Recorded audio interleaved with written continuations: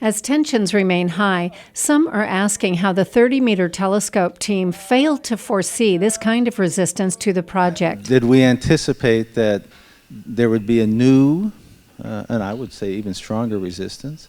I guess we didn't very well. Our goal had always been to talk to people until we found some common ground and we had a real kernel of support that was spreading here. We obviously didn't talk to enough people. At a recent Common Ground talk story in Mauna Kea on May 27th, 30-meter telescope board member, astronomer Dr. Michael Bolte admitted underestimating the situation and talked about the initial meetings that took place in the community. I don't know. So I started working on this big telescope project in the year 2000. Okay, we first started visiting people like Rose Singh, who was the chancellor at UH-Hilo. I don't know. Richard, do you remember? Because we engaged you pretty early, too. It must have been 2003, 2004. It was quite a few years ago, probably 2007 or 2006. And I think the same tripwires that Peter told the Gordon Moore Foundation was told to you by the Hawaiians back. Yeah, okay, that's correct. That's absolutely right.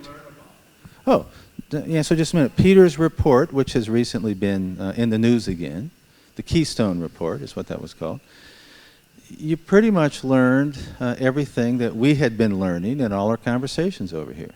There were a whole bunch of issues with the management of Mauna Kea, basically. The writing was on the wall, or at least in this document, prepared by the Keystone Center in Colorado for the Gordon and Betty Moore Foundation back in 2007. Peter Adler worked on the report and was also in Mauna Kea on May 27th. My own involvement in this goes back to 2007. For a number of years, I was the CEO of an organization headquartered in Colorado and Washington called the Keystone Center. I was asked to come there. I stayed there a little longer than I thought. But in the course of that, I was asked by the Gordon and Betty Moore Foundation, which is a major investor in the 30-meter telescope, if I would come and do an independent look at what might happen. And some of you might have seen the article in the paper the other day. That report is now public.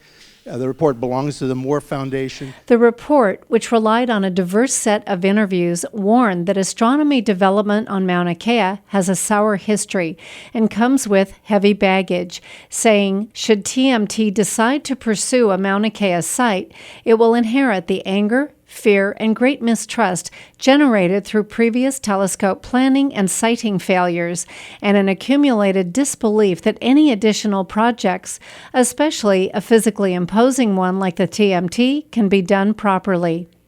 The Gordon and Betty Moore Foundation decided to back the project nonetheless, and by the time the first environmental impact statement scoping meeting took place in 2008, a large opposition had already formed. So I have no aloha whatsoever for those who want to support this big forest up on top of the mountain. What's in it for me? I'm not getting nothing out of this. Okay? I know it's a good project for all the guys who need jobs and education. I haven't received nothing from you folks in the past. Okay? I haven't benefited anything from the mountain. I have in my hand here the NASA EIS having to do with the Keck outriggers. It's really important that people know this because it seems that we always have this, we're doing this again and again and again. This is not something that is new that's come up. This environmental impact that's going to go on Mauna Kea is well documented. It's in the federal EIS, and it should be incorporated in this testimony, because they keep on trying to make a separation like this is a new plan. This has never been talked about before. And it's very, very well documented. I want to talk about rape, okay? Because this is what's happening on Mauna Kea. This is a rape, okay? It's like watching a child being raped in a home, and then all the uncles and aunties standing around and saying, well, nobody wants to address this.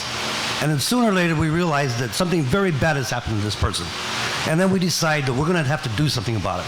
We're going to have to put her in therapy. We're going to have to compensate her in some sort of way. Now the question is, now that you've compensated her, does that give you the right to continue to rape her? TMT completed a lengthy approval process, and the state granted permission to begin construction. The 30-meter telescope project went through the appropriate steps and got the appropriate approvals. I do not doubt that they did more than any previous telescope project, to be a good neighbor. This issue is in litigation at this time, and the courts will ultimately have their say on this case. In the meantime, however, TMT has the right to proceed with construction, and they may proceed as far as I'm concerned. And we will support and enforce their right to do so. Opponents are appealing in court.